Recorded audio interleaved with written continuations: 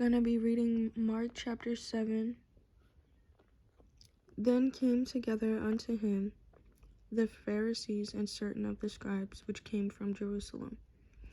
And when they saw some of his disciples eat bread with defiled, that is to say, with unwashen hands, they found fault.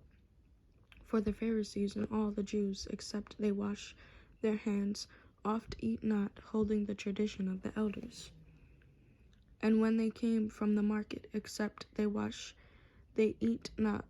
And many other things there be, which they have received to hold, as the washing of cups and pots, brasen vessels, and of tables. Then the Pharisees and scribes asked him, Why walk not thy disciples according to the tradition of the elders, but eat bread with unwashen hands? He answered and said unto them, Well hath Esaias prophesied of you hypocrites, as it is written, This people honoureth me with their lips, but their heart is far from me. Howbeit in vain do they worship me, teaching for doctrines the commandments of men.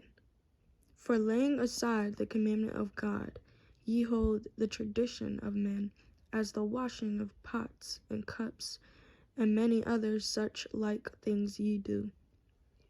And he said unto them, Full well ye reject the commandment of God, that ye may keep your own tradition.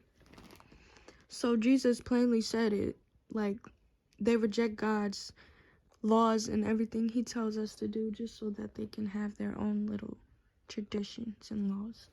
But all those things that they do will not help them in the long run, like when the world ends, and like God is not going to accept them into heaven because they wasn't listening to his laws when they was on the earth. So he's going to say that he doesn't know them because they did not listen to his laws, like repent from all their sins, do all these things, like change themselves just so that they can be like righteous in the eyes of God. Like they didn't care about the actual laws, but they cared about their own laws, the ones that they made for themselves.